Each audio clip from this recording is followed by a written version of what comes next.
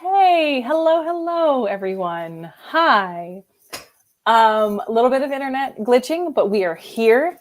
I agree, Miss James. It was probably Rebecca. She doesn't want her story to be done. She doesn't want this to be over. And I believe today is going to be the last day. We only have two more chapters, and then that's it. So welcome to everyone. Hopefully this isn't the first one you're joining us because it is the end. Unless you're one of those people who like to listen to the end first, also totally fine. Then you're in exactly the right place.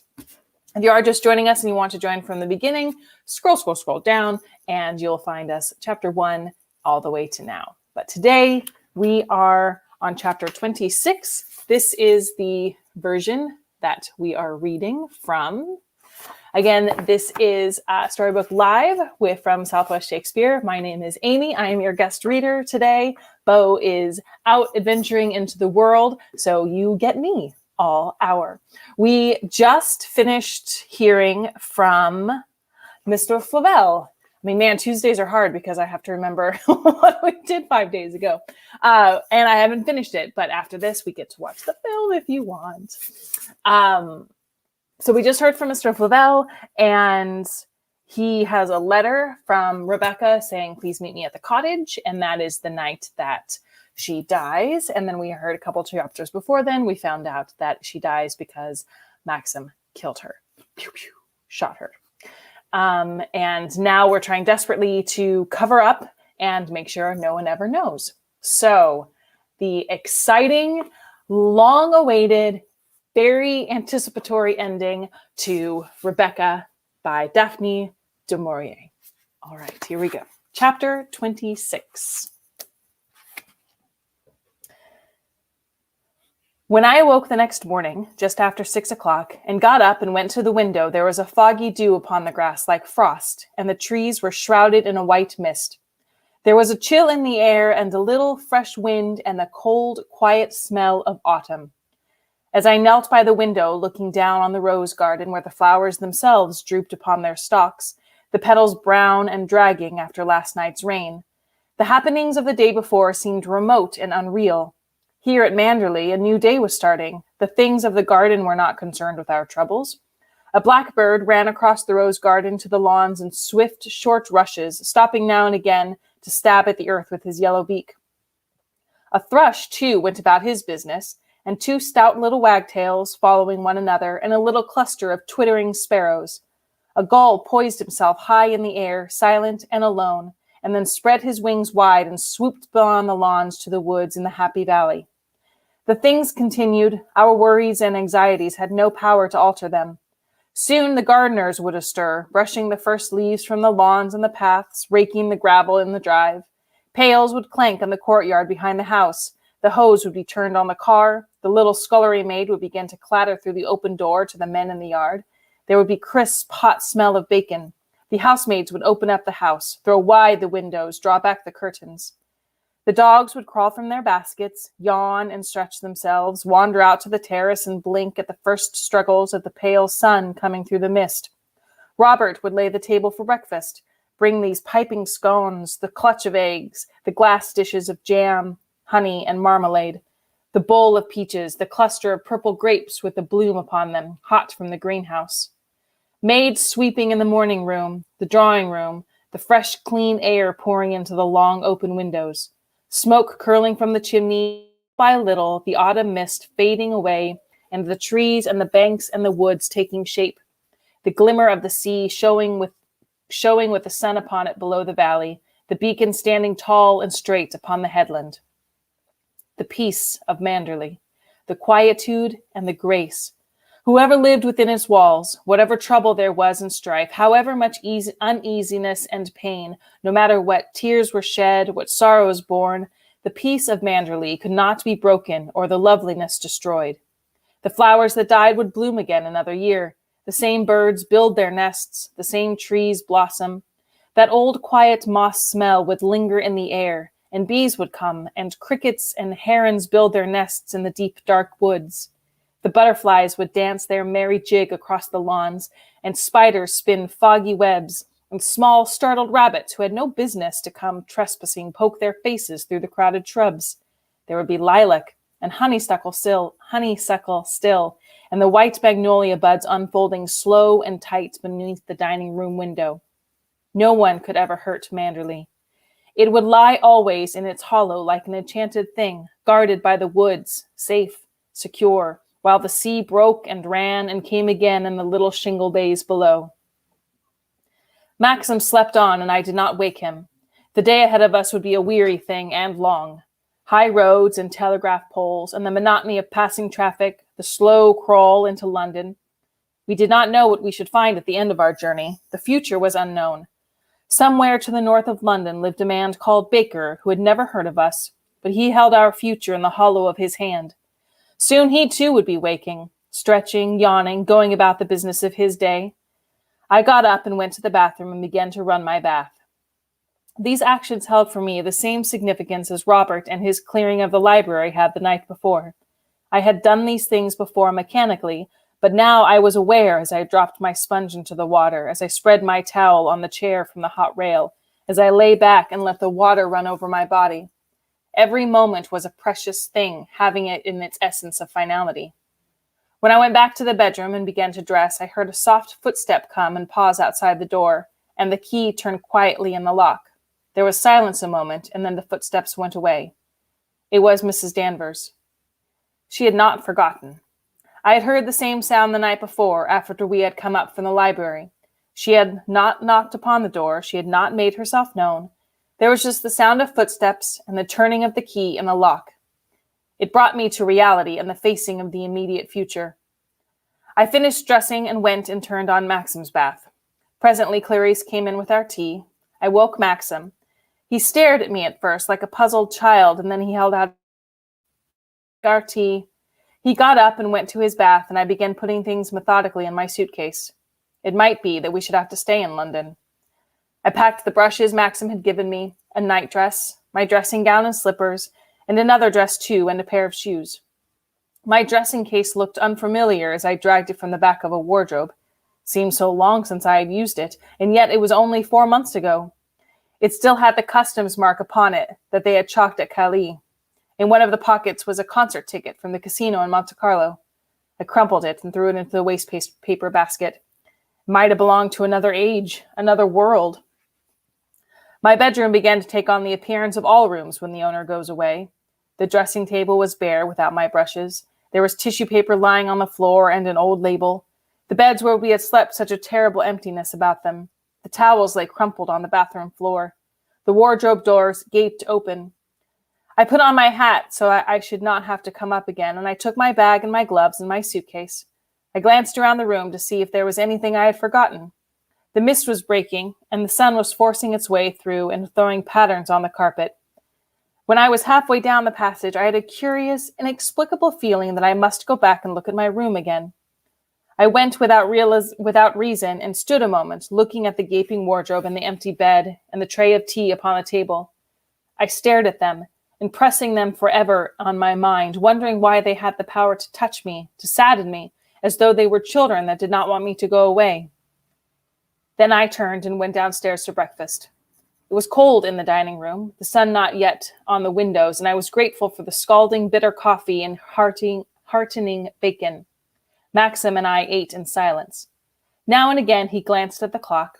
I heard Robert put out the suitcases in the hall with a rug, and presently there was a sound of the car being brought to the door.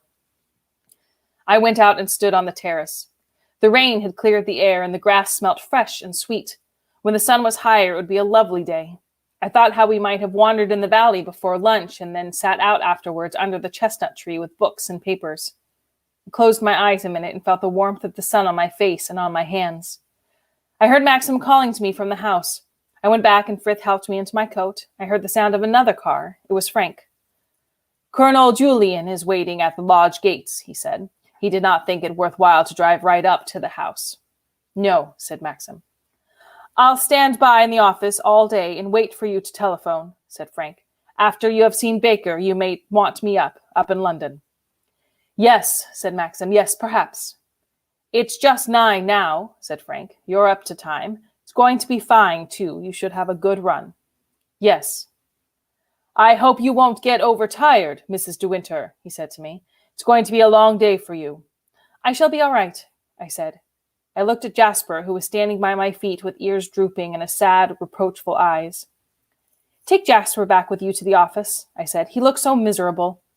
Yes, he said. Yes, I will. We'd better be off, said Maxim. Old Julian will be getting impatient. All right, Frank. I climbed in the car beside Maxim. Frank slammed the door. You will telephone, won't you? He said. Yes, of course, said Maxim. I looked back at the house. Frith was standing at the top of the steps and Robert just behind. My eyes filled with tears for no reason. I turned away and groped with my bag to the floor of the car so that nobody could see. Then Maxim started up the car and we swept round and into the drive and the house was hidden. We stopped at the lodge gates and picked up Colonel Julian. He got in the back. He looked doubtful when he saw me. It's going to be a long day, he said. I don't think you should have tempted it. You should have taken care of your husband, you know. I would have taken care of your husband, you know. I wanted to come, I said. He did not say any more about it. He settled himself in the corner. It's fine. That's one thing, he said. Yes, said Maxim. That fellow Flavel said he would pick us up at the crossroads. If he's not here, don't attempt to wait. We'll do much better without him. I hope the damn fellow has overslept himself. When we came to the crossroads, though, I saw the long green body of his car and my heart sank. I had thought he might not be on time. Flavel was sitting at the wheel, hatless, a cigarette in his mouth. He grinned when he saw us and waved us on. I settled down in my seat for the journey ahead, one hand on Maxim's knees. The hours passed and the miles were covered. I watched the road ahead in a kind of stupor. Colonel Julian slept at the back from time to time. I turned occasionally and saw his head loll against the cushions and his mouth open. The green car kept close beside us. Sometimes it shot ahead, sometimes it dropped behind, but we never lost it. At one we stopped for lunch at one of those inevitable old-fashioned hotels in the main street of a country town. Colonel Julian waded through the whole set lunch, starting with soup and fish and going on to roast beef and Yorkshire pudding. Maxim and I had cold ham and coffee. I half expected Flavel to wander into the dining room and join us, but when we came out to the car again, I saw his car had been drawn up outside a cafe on the opposite end of the road. He must have seen us from the window, for 3 minutes later, we had started, he was on our tail again. We came to the suburbs of London about 3 o'clock. It was then I began to feel tired, the noise and the traffic blocks starting a humming in my head. It was warm in London, too. The streets had that worn, dusty look of August, and the leaves hung listless on dull trees. Our storm must have been local. There had been no rain here. People were walking about in cotton frocks, and the men were hatless. There was a smell of waste paper and orange peel and feet and burnt dried grass. Buses lumbered slowly and taxis crawled. I felt as though my coat and skirt were sticking to me and my stockings pricked my skin. Colonel Julian sat up and looked out through his window. They've had no rain here, he said. No, said Maxim. Looks as though the place needed it, too. Yes. We haven't succeeded in shaking Flavel off. He's still on our tail. Yes. Shopping centers on the outskirts seemed congested. Tired women with crying babies in prams stared into windows. Hawkers shouted. Small boys hung onto the back of lorries. There were too many people, too much noise. The very air was irritable and exhausted and spent. The drive through London seemed endless, and by the time we had drawn clear again and were out beyond Hampstead, there was a sound in my head like the beating of a drum, and my eyes were burning. I wondered how tired Maxim was. He was pale, and there were shadows under his eyes, but he did not say anything. Colonel Julian kept yawning at the back. He opened his mouth very wide and yawned aloud, sighing heavily afterwards. He would do this every few minutes, and I felt a senseless, stupid irritation come over me, and I did not know how to prevent myself from turning around and screaming at him to stop. Once we had passed Hampstead, he drew out a large-scale map from his coat pocket and began directing Maxim to Barnet. The way was clear, there were signposts to tell us, but he kept pointing out every turn and twist in the road, as if there was any hesitation on Maxim's part. Colonel Julian would turn down the window and call for information from a passer-by. When we came to Barnet itself, he made Maxim stop every few minutes. Can you tell us where a road called Roselands is? Belongs to a Dr. Baker, who's retired and come to live here lately. And the passer-by would stand, frowning a moment, obviously at sea, ignorance written plain upon his face. Dr. Baker? I don't know a Dr. Baker. There used to be a house called Rose Cottage near the church, but Mrs. Wilson lives there. No, it's Roseland's we want, Dr. Baker's house, said Colonel Julian, and then we would go up and stop again in front of a nurse in a pram. Can you tell us where Roseland's is? I'm sorry. I'm afraid I've only just come to live here. You don't know a Dr. Baker? Dr. Davidson? I know a Dr. Davidson. No, it's Dr. Baker we want. I glanced up at Maxim. He was looking very tired. His mouth was set hard. Behind us crawled Flavel, his green car covered in a dust. It was a postman who pointed out the house on the end, a square house, ivy-covered, with no name on the gate, which we had already passed twice. Mechanically, I reached for my bag and dabbed my face with the end of a powder puff. Maxim drew up outside at the side of the road. He did not take the car into the short drive. We sat silently for a few minutes. Well, said Colonel Julian, and it's exactly 12 minutes past 5. We shall catch them in the middle of their tea. Better wait for a bit. Maxim lit a cigarette and then stretched out his hand to me. He did not speak. I heard Colonel Julian crinkling his map.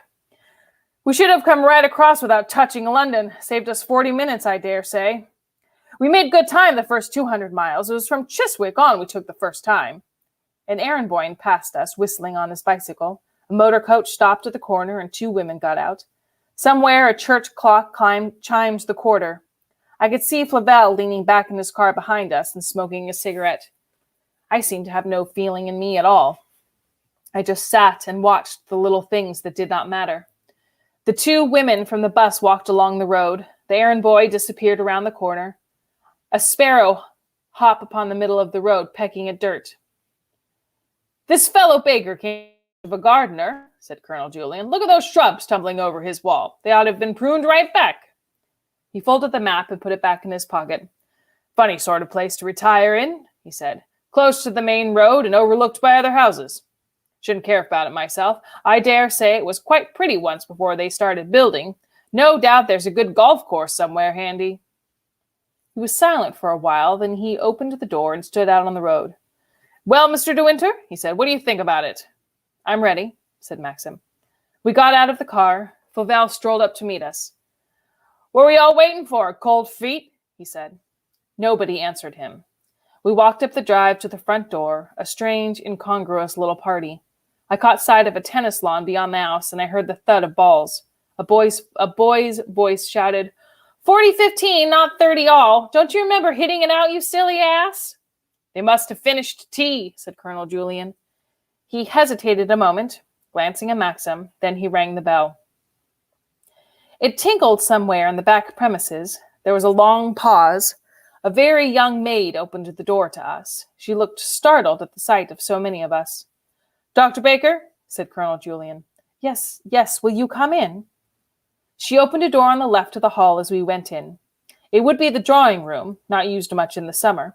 There was a portrait of a very plain, dark woman on the wall. I wondered if it was Mrs. Baker. The chintz covers on the chairs and on the sofa were new and shiny. On the mantelpiece were photographs of 2 schoolboys with round, smiling faces.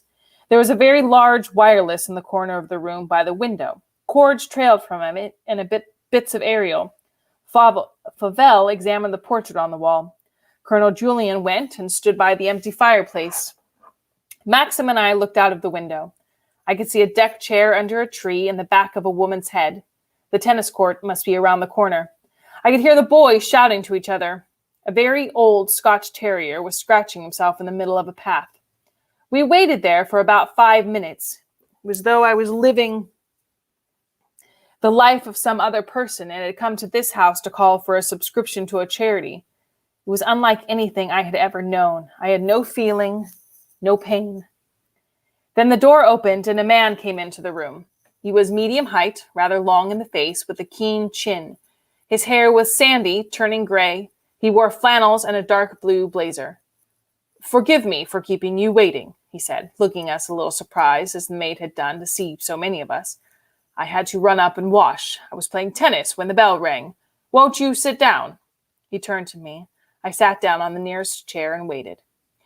You must think this is very unorthodox invasion, Dr. Baker, said Colonel Julian, and I apologize very humbly for disturbing you like this. My name is Julian. This is Mr. De Winter, Mrs. De Winter, and Mr. Flavel. You may have seen Mr. De Winter's name on the papers recently. Oh, said Dr. Baker. Yes, I suppose I have. Some inquest or other, wasn't there? My wife was reading all about it. The jury brought a verdict of suicide, said Flavel, coming forward, which I say is absolutely out of the question. Mrs. De Winter was my cousin. I knew her intimately. She would never have done such a thing, and what's more, she had no motive. What we want to know is why the devil she came to see you about on the very day she died.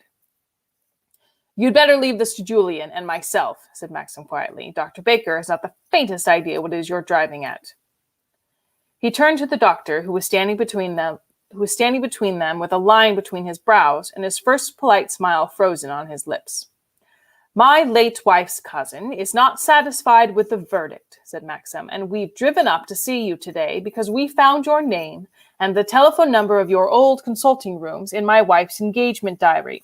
She seems to have made an appointment with you, and kept it, at 2:00 on the last day she ever spent in London. Could you possibly verify this for us? Dr. Baker was listening with great interest, but when Maxim had finished, he shook his head. I'm most awful sorry, he said, but I think you've made a mistake. I should have remembered the name De Winter. I've never attended a Mrs. De Winter in my life. Colonel Julian brought out his note-case and gave him the page he had torn from the engagement diary. Here it is, written down, he said. Baker, 2:00, and a big cross beside it to show that the appointment was kept. And here's the telephone address, Museum 0488. Dr. Baker stared at the piece of paper. That's very odd indeed. Yes, the number is quite correct, as you say. Could she have come to see you and given a false name? Said Colonel Julian. Why, yes, that's possible. She may have done that. It's rather unusual, of course. I've never encouraged that sort of thing. It doesn't do us any good in the profession if people think they can treat us like that. Would you have any record of the visit in your files? Said Colonel Julian. I know it's not etiquette to ask, but the circumstances are very unusual. We do feel her appointment with you might have some bearing on the case and her subsequent suicide. Murder, said Flavel. Dr. Baker raised his eyebrows and looked inquiringly at Maxim. I had no idea there was any question of that, he said quietly. Of course I understand, and I'll do anything in my power to help you. If you will excuse me a few minutes, I will go and look up my files. There should be a record of every appointment book throughout the year and a description of the case. Please, help yourself to cigarettes. It's too early to offer you sherry, I suppose. Colonel Julian and Maxim shook their heads. I thought Flavel was going to say something, but Dr. Baker had left the room before he had a chance. Seems a decent sort of fellow, said Julian. Why didn't he offer us whiskey and soda, said Flavel. Keeps it locked up, I suppose. I don't think much of him. I don't believe he's going to help us now. Maxim did not say anything. I could hear the sound of the tennis balls from the court. The Scotch terrier was barking. A woman's voice shouted to him to be quiet. The summer holidays. Baker playing with his boys. We had interrupted their routine. A high-pitched gold clock in a glass case ticked very fast on the mantelpiece. There was a postcard of the Lake of Geneva leaning against it. The Bakers had friends in Switzerland. Dr. Baker came back into the room with a large book and a file case in his hands. He carried them over to the table. I brought the collection for the last year, he said. I haven't been through them yet since we moved. I only gave up practice 6 months ago, you know. He opened the book and began turning the pages. Excuse me. I watched him, fascinated. He would find it, of course. It was only a question of moments now, of seconds. The 7th, 8th, there's nothing here. The 12th, did you say? At 2:00. We none of us moved. We all watched his face. I saw Mrs. Danvers on the 12th at 2:00, he said. Danny? What on earth? Began Flavel, but Maxim cut him short. She gave the wrong name, of course, he said. That was obvious from the first. Do you remember the visit now, Dr. Baker? But Dr. Baker was already searching his files. I saw his fingers delve into the pocket marked with D. He found it almost at once. He glanced down rapidly in his own handwriting. Yes, he said slowly. Yes, Mrs. Danvers. I remember now. Tall, slim, dark, very handsome, said Colonel Julian quietly. Yes, said Dr. Baker. Yes. He read through the files, then replaced them in the case. Of course, he said, glancing at Maxim, this is unprofessional, you know. We treat patients as though they were in the confessional. But your wife is dead, and I quite understand the circumstances are exceptional. You want to know if I can suggest any motive why your wife would have taken her life? I think I can. The woman who called herself Mrs. Danvers was very seriously ill. He paused. He looked at every one of us in turn. I remember her perfectly well, he said. He turned back to the files again. She came to me for the first time a week previously to the date that you mentioned. She complained of a certain symptoms, and I took some x-rays of her. The second visit was to find out the result of those x-rays. The photographs are not here, but I have the details written down. I remember her standing in my consulting room and holding out her hands for the photographs. I want to know the truth, she said. I don't want soft words and a bedside manner. If I'm for it, you can tell right away. He paused. He glanced down at the files once again. I waited. Why couldn't he get done with it and finish and let us go? Why must we sit there waiting, our eyes upon his face? Well, he said, she asked for the truth and I let her have it. Some patients are better for it. Shirking the point does them no good. This Mrs. Danvers, or Mrs. De Winter, rather, was not the type to accept a lie. You must have known that. She stood it very well. She did not flinch. She said she had suspected it for some time. Then she paid my fee and went out. I never saw her again.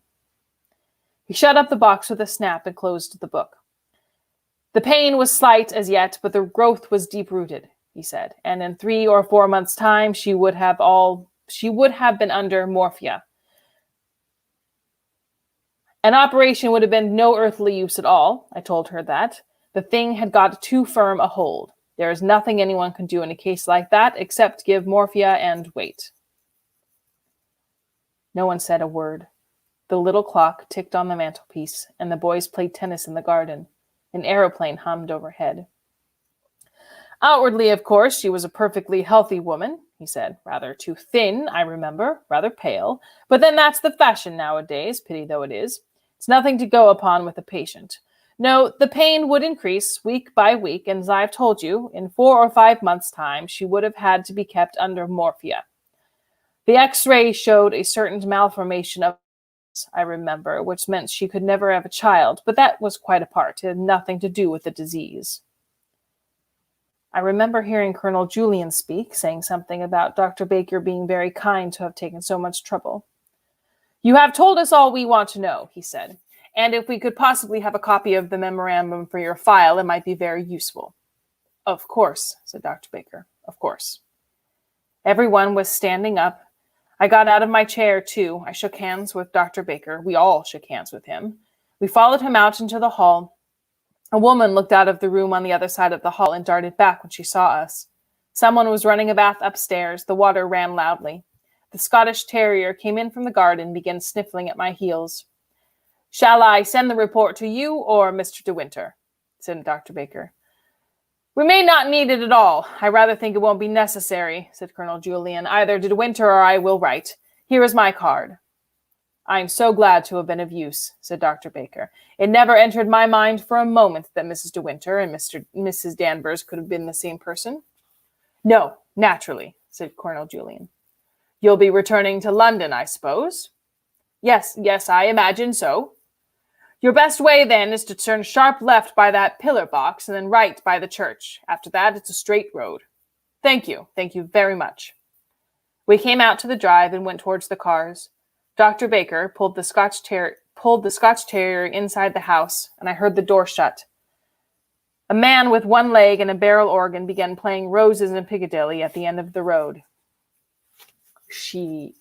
Although after reading all of this, I don't know that I trust everyone who talks, but, so she lied to Maxim. She was not pregnant. She was cancer and dying of cancer, which sucks.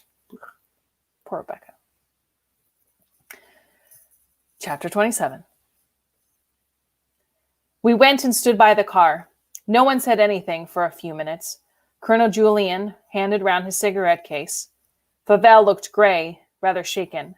I noticed his hands were trembling as he held the match. The man with the barrel organ ceased playing for a moment and hobbled towards us, his cap in his hand. Maxim gave him 2 shillings. Then he went back to the barrel organ and started another tune. The church clock struck 6 o'clock. Flavel began to speak. His voice was different, careless, but his face was still gray. He did not look at any of us. He kept glancing down at his cigarette and turning it over in his fingers. This cancer business, he said. Does anybody know if it's contagious? No one answered him. Colonel Julien shrugged his shoulders. I never had the remotest idea, said Flavel jerkily. She kept it a secret from everyone, even Danny. What a goddamn appalling thing, eh? Not the sort of thing one would think ever connect with Rebecca. If you fellows feel like a drink, I'm all out over this, and I don't mind admitting it. Cancer! Oh, my God! He leaned up against the side of the car and shaded his eyes with his hands. Tell that bloody fellow with the barrel organ to clear out. I can't stand that goddamn row. Wouldn't it be simpler if we went ourselves, said Maxim. Can you imagine your own car, or do you want Julien to drive it for you? Give me a minute, muttered Flavel. I'll be all right. You don't understand. This thing has been a goddamn unholy shock to me. Pull yourself together, man, for heaven's sake, said Colonel Julien. If you want a drink, go back to the house and ask Baker. He knows how to treat for shock, I dare say. Don't make an exhibition of yourself on the street. Oh, you're all right. You're fine, said Flavel, standing straight and looking at Colonel Julien and Maxim. You've got nothing to worry about anymore. Maxim is on a good wicket now, isn't he? You got your motive? Baker will supply it in black and white, free of cost, whenever you send the word. You can dine at Manderley once a week on the strength of it and feel proud of yourself. No doubt Max will actually be the godfather to his first child. Shall we get into the car and go, said Colonel Julien to Maxim. We can make our plans going along. Maxim held open the door of the car, and Colonel Julien climbed in. I sat down on my seat in the front. Flavel still leant against the car and did not move. I should advise you to get straight back to your flat and go to bed, said Colonel Julien shortly, and drive slowly, or you will find yourself in jail for manslaughter. I may as well warn you now, as I shall not be seeing you again, that as a magistrate I have certain powers that will prove effective if you ever turn up in Carith or the district. Blackmail is not much of a profession, Mr. Flavel, and we know how to deal with it in our part of the world, strange though it may seem to you. Flavel was watching Maxim. He had lost the gray color now, and the old, unpleasant smile was forming on his lips. Yes, it's been a stroke of luck for you, Max, hasn't it? He said slowly. You think you won, don't you? The law can get you yet, and so can I, in a different way. Maxim switched on the engine. Have you anything else you want to say? Because if you have, you had better say it now. No, said Flavel. No, I won't keep you. You can go. He stepped back on the pavement, the smile still on his lips. The car slid forward. As we turned to the corner, I looked back and saw him standing there, watching us, and he waved his hand and he was laughing. We drove on for a while in silence. Then Colonel Julien spoke. He can't do anything, he said. That smile and that wave is part of his bluff. They're all alike, those fellows. He hasn't had a thread of case to bring now. Baker's evidence would squash it. Maxim did not answer. I glanced sideways at his face, but it told me nothing. I always felt the solution would lie in Baker, said Colonel Julien. The furtive business of that appointment and the way she had never even told Mrs. Danvers. She had her suspicions, you see. She knew something was wrong. A dreadful thing, of course. Very dreadful. Enough to send a young and lovely woman right off her head. We drove on along the straight main road. Telegraph poles, motor coaches, open sports cars, little semi-detached villas with new gardens. They flashed past, making patterns in my mind I should always remember. I suppose you never had any idea of this, De Winter? Said Colonel Julien. No, said Maxim. No. Of course, some people have morbid dread of it, said Colonel Julien. Women, especially. That must have been the case with your wife. She had courage for every other thing but that. She could not face pain. Well, she was spared that at any rate. Yes, said Maxim. I don't think it would do any harm if I quietly let it be known down in Carith and in the county that a London doctor has supplied us with a motive, said Colonel Julien. just in case there should be any gossip. You never can tell, you know. People are odd sometimes. If they knew about Mrs. De Winter, it might make it a lot easier for you." "Yes," said Maxim. "Yes, I understand." "It's curious and very irritating," said Colonel Julian slowly, "how long stories spread in country districts. I never know why they should, but unfortunately they do. Not that I anticipate any trouble over this, but it's as well to be prepared.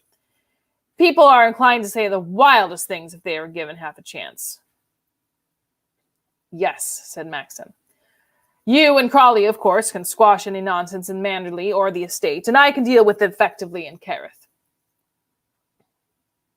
I shall say a word to my girl, too. She sees a lot of the younger people who are very often the worst offenders in storytelling. I don't suppose the newspapers will worry you any more. That's one good thing.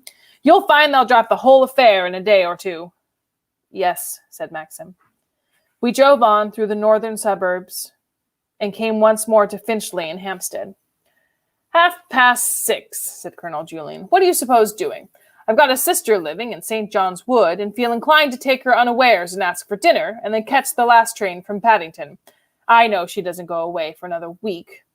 I'm sure she would be delighted to see both of you as well." Maxim hesitated and glanced at me. "That's very kind of you," he said, "but I think we had better be independent. I must ring up Frank, and one thing and another. I dare say we shall have a quiet meal somewhere and start off again afterwards, spending the night at a pub on the way. I rather think that's what we shall do." "Of course," said Colonel Julian. "I quite understand. Could you throw me out at my sister's? It's one of those turning offs the Avenue Road." When we came to the house, Maxim drew up a little way ahead of the gate. "It's impossible to thank you," he said, "for all you've done today. You know what I feel about it without my telling you." "My dear fellow," said Colonel Julian, "I've been only too glad. If we had known what Baker knew, of course, there would have been none to this at all. However, never mind about that now. You must put the whole thing behind you as a very unpleasant and unfortunate episode. I'm pretty sure you won't have any more trouble from Favell. If you do, I count on you to tell me at once. I shall know how to deal with him." He climbed out of the car, collecting his coat and his map. "I should feel inclined," he said, not looking directly at us, "to get away for a bit. Take a short holiday. Go abroad, perhaps." He did not say anything. Colonel Julian was fumbling with his map. "Switzerland is very nice this time of year," he said. "I remember we went once for the girls' holidays and thoroughly enjoyed ourselves. The walks are delightful." He hesitated, clearing his throat. "It's just faintly possible certain little difficulties might arise," he said. "Not from Flavel, but one or two people in the district. One never knows quite what Tabb has been saying and repeating, and so on. Absurd, of course, but you know the old saying, out of sight, out of mind. If people aren't there to be talked about, the talk dies. It's the way of the world." He stood a moment, counting his belongings. "I've got everything, I think. Map, glasses, stick, coat, everything complete. Well, goodbye, both of you. Don't get overtired. It's been a long day." He turned in at the gate and went up the steps. I saw a woman come to the window and smile and wave her hand. We drove away down the road and turned the corner. I leant back on my seat and closed my eyes. Now that we were alone again and the strain was over, the sensation was one of almost unbearable relief. It was like the bursting of an absence. Maxim did not speak. I felt his hand cover mine. We drove on through the traffic, and I saw none of it. I heard the rumble of the buses, the hooting of the taxis, that inevitable, tireless London roar, but I was not part of it. I rested in some other place that was cool and quiet and still. Nothing could touch us any more. We had come through our crisis. When Maxim stopped the car, I opened my eyes and sat up. We were opposite one of those numerous little restaurants in a narrow street in Soho. I looked about me, dazed and stupid. "You're tired," Maxim briefly said, "empty and tired and fit for nothing. You'll be better when you've had something to eat. So shall I. We'll go in there and order dinner right away, and I can telephone Frank, too." We got out of the car. There was no one in the restaurant but the maitre d'hotel and a waiter and a girl behind a desk. It was dark and cool. We went to a table right to the corner. Maxim began ordering the food.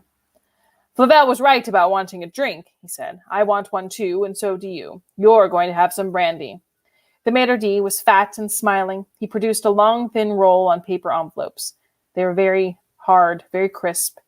I began to eat one ravenously. My brandy and soda was soft, warming, curiously comforting. When we've had dinner, we'll drive slowly, very quietly, said Maxim. It will be cool, too, in the evening. We'll find somewhere on the road we can put up for the night. Then we can get along to Manderley in the morning. Yes, yes, yes, I said. You don't want to dine with Julian's sister and go down by the late train? No. Maxim finished his drink. His eyes looked large and they were ringed with shadows. They seemed very dark against the pallor of his face. How much of the truth, he said, do you think Julian guessed? I watched him over the rim of my glass and I did not say anything. He knew, said Maxim slowly. Of course he knew. If he did, he'll never say anything. Never, never. No, said Maxim. No. He ordered another drink from the maitre d'hotel. We sat silent and peaceful in our dark corner. I believe, said Maxim, that Rebecca lied to me on purpose. The last supreme bluff. She wanted me to kill her. She foresaw the whole thing. That's why she laughed. That's why she stood there laughing when she died. I did not say anything. I went on drinking my brandy and soda. It was all over. It was all settled. It did not matter anymore. There was no need for Maxim to look white and troubled. It was her last practical joke, said Maxim, the best of them all, and I'm not sure if she has won even now. What do you mean? How can she have won? I asked. I don't know. I don't know. He swallowed his second drink. Then he got up from the table. I'm going to ring up Frank.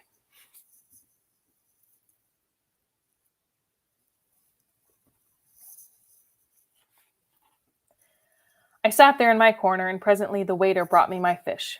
It was lobster, very hot and good. I had another brandy and soda, too. It was pleasant and comfortable sitting there, and nothing mattered very much.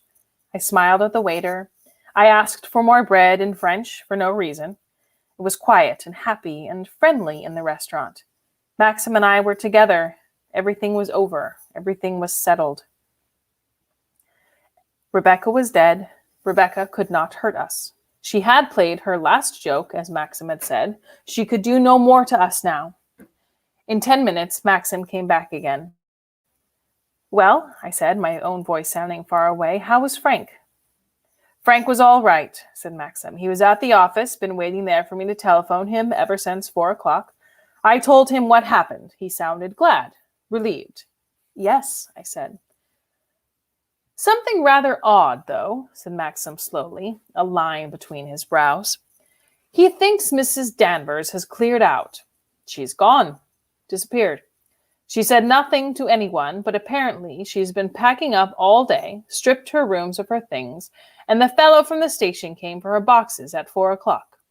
Frith telephoned down to Frank about it, and Frank told Frith to ask Mrs. Danvers to come down to him at the office. He waited. She never came. About 10 minutes before I rang up, Frith telephoned to Frank again and said there had been a long-distance call from Mrs. Danvers, which he had switched through to her room, and she had answered. This must have been about 6:10. At 6:45, he knocked on the door and found her room empty. Her bedroom, too. They looked for her and could not find her. They think she's gone. She must have gone straight out of the house and through the woods. She never passed the lodge gates. Isn't it a good thing? I said. Saves us a lot of trouble. We should have had her send away anyway. I believe she guessed, too. There was an expression on her face last night. I kept thinking of it, coming up in the car. I don't like it, said Maxim. I don't like it. She can't do anything, I argued. If she's gone, so much the better. It was Flavel who telephoned, of course. He must have told her about Baker. He would tell her what Colonel Julian said. Colonel Julian said if there was any attempt at blackmail, we were to tell him. They won't dare do it. They can't. It's too dangerous. I am not thinking of blackmail, said Maxim. What else can they do? I said. We've got to do what Colonel Julian said. We've got to forget it. We must not think about it any more. It's all over, darling. It's finished. We ought to go down on our knees and thank God that it's finished. Maxim did not answer. He was staring in front of him at nothing. Your lobster will be cold, I said. Eat it, darling. It will do you good. You want something inside you. You're tired. I was using the words he had used on me. I felt better and stronger. It was I now who was taking care of him. He was tired and pale. I got over my weakness and fatigue, and now he was the one to suffer from reaction. It was just because he was empty, because he was tired. There was nothing to worry about at all. Mrs. Danvers had gone. We should praise God for that, too. Everything had been made so easy for us, so very easy. Eat up your fish, I said. It was going to be very different in the future. I was not going to be nervous and shy of the servants any more. With Mrs. Danvers gone, I should learn a bit by bit to control the house. I would go and interview the cook in the kitchen. They would like me, respect me. Soon it would be as though Mrs. Danvers had never had command. I would learn more about the estate, too. I should ask Frank to explain things to me. I'm sure Frank liked me. I liked him, too. I would go into things and learn how they were managed, what they did at the farm, how the work on the ground was planned. I might take to gardening myself and in time have one or two things altered. That little square lawn outside the morning room window with the statue of the satyr. I did not like it. We could give the satyr away. There were heaps of things that I could do, little by little. People would come and stay, and I should not mind. There would be the interest of seeing their rooms, having flowers and books put out, arranging the food. We would have children. Surely we would have children. Have you finished? Said Maxim suddenly. I don't think I want any more. Only coffee. Black, very strong, please, and the bill, he added. I wondered why he must go so soon. It was comfortable in the restaurant, and there was nothing to take us away. I liked sitting there with my head pressed against the sofa back, planning the future idly in a hazy, pleasant way. I could have gone on sitting there for a long time. I followed Maxim out of the restaurant, stumbling a little and yawning. Listen, he said when we were on the pavement. Do you think you could sleep in the car if I wrapped you up with a rug and tucked you down in the back? There's a cushion there and my coat as well. I thought we were going to put up somewhere for the night, I said blankly. One of those hotels one passes on the road. I know, he said, but I have this feeling I must get down tonight. Can you possibly sleep in the back of the car? Yes, I said doubtfully. Yes, I suppose so. If we start now, it's 7:45, we ought to be there about 2:30. There won't be much traffic on the road. You'll be so tired, I said, so terribly tired. No, he shook his head. I shall be all right. I want to get home. Something's wrong. I know it is, and I want to get home. His face was anxious and strange. He pulled open the door and began arranging the rug and the cushions in the back of the car. What can be wrong? I said. It seems so odd to worry now when everything's over. I can't understand you. He did not answer. I climbed into the back of the car and lay down with my legs tucked under me. He covered me with the rug. It was very comfortable, much better than I settled the pillow under my head. Are you all right? He said. Are you sure you don't mind? No, I said, smiling. I'm all right. I shall sleep. I don't want to stay anywhere on the road. It's much better to do this and get home. We'll be at Manderley long before sunrise. He got in front and switched on the engine. I shut my eyes. The car drew away, and I felt the slight jostling of the springs under my body. I pressed my face against the cushion. The motion of the car was rhythmic, steady, and the pulse of my mind beat with it. 100 images came to me when I closed my eyes, things seen, things known, and things forgotten. They were jumbled together in a senseless pattern.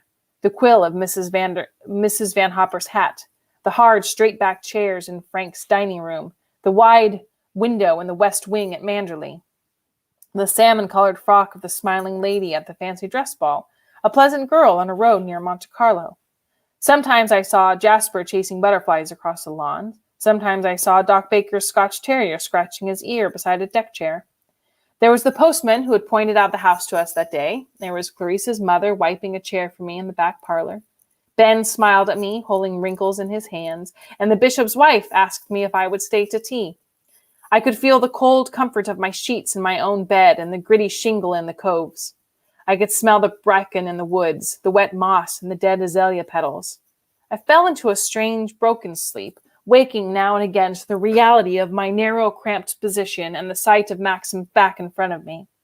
The dusk had turned to darkness. There were lights of passing cars upon the road. There were villages and drawn curtains and little lights behind them, and I would move and turn my back and sleep again. I saw the staircase at Manderley, and Mrs. Danvers standing at the top in her black dress, waiting for me to go to her. As I climbed the stairs, she backed under the archway and disappeared. I looked for her, and I could not find her. Then her face looked at me through a hollow door, and I cried out, and she was gone again. "What's the time?" I called. "What's the time?" Max turned around to me, his face pale and ghostly in the darkness of the car. "It's 11:30, he said. "We're over halfway already. Try and sleep again." "I'm thirsty," I said. He stopped at the next town. The man at the garage said his wife had not gone to bed and she would make us some tea. We got out of the car and stood inside the garage. I stamped up and down to bring blood back to my hands and feet. Maxim smoked a cigarette. It was cold. A bitter wind blew in through the open garage door and rattled the corrugated roof. I shivered and buttoned up my coat. "Yes, it's nippy tonight," said the garage man as he wound the petrol pump.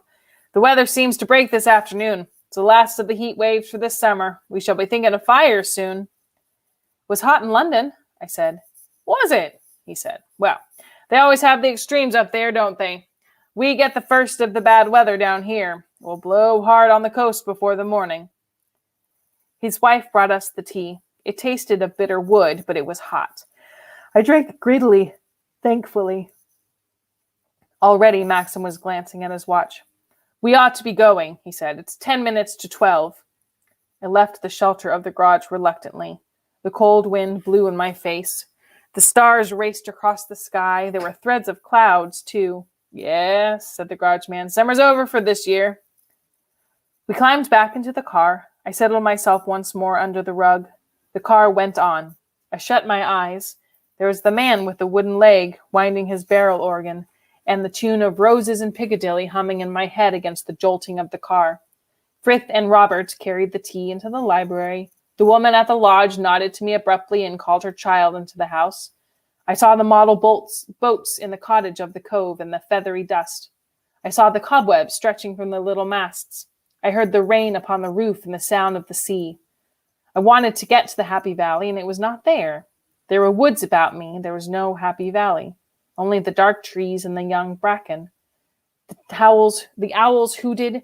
The moon was shining in the windows of Manderley. There were nettles in the garden, 10 high, 20 feet high. "Maxim!" I cried. "Maxim!" "Yes," he said. "It's all right. I'm here." "I had a dream," I said. A dream." "What was it?" he said. "I don't know.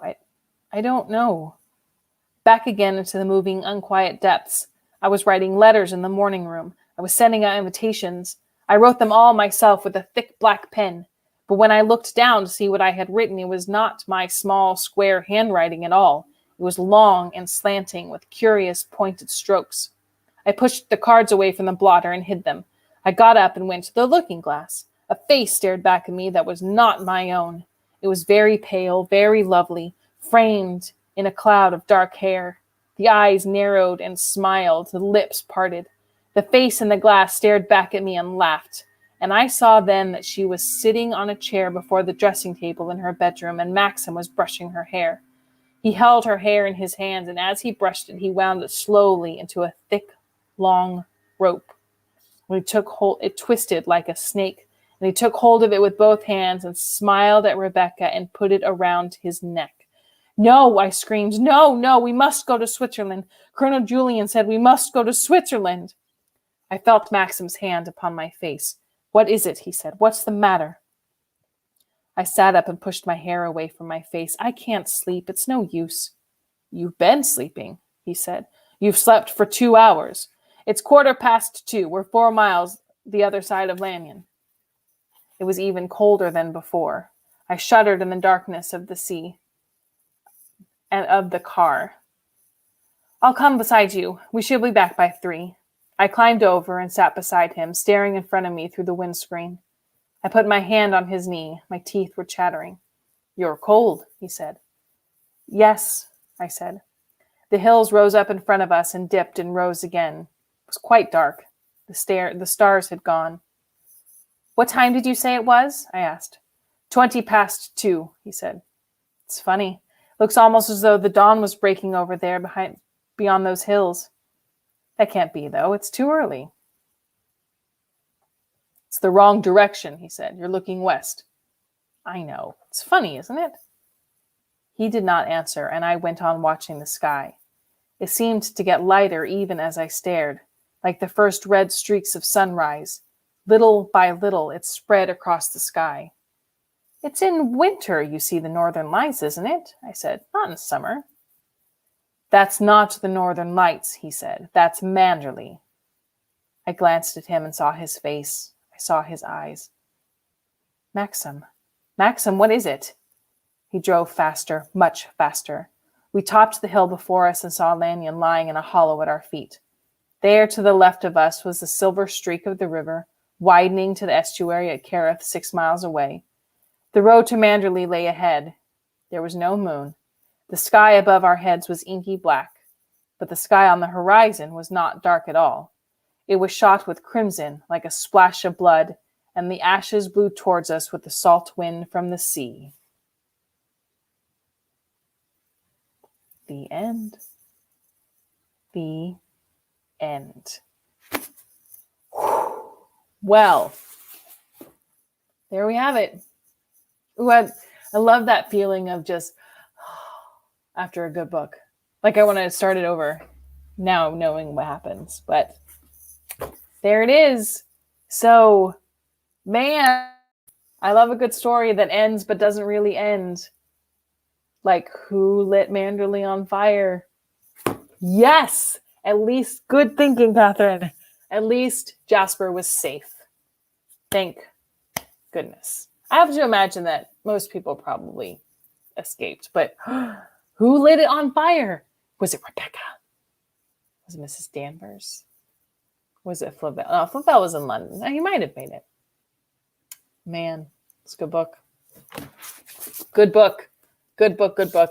Thank you for everyone who listened, for letting me do this. Hopefully we will have another one. I think there is another one scheduled for me to read. So Southwest Shakes will announce that soon. But I'm pretty sure I'm going to be back on Thursday. So that's the next time, but a brand new book, which we are still confirming. Thank you, Catherine, for all of your input and for hanging out with me all these hours. If you feel like posting what you're working on, I would love to see it in any way. As a fellow yarner, I love to see what people work on. You think Mrs. Danvers? Yeah. Man, what a way to quit, right? Just light the place on fire. There are a couple jobs I would have liked to quit that way, but I didn't. I just left.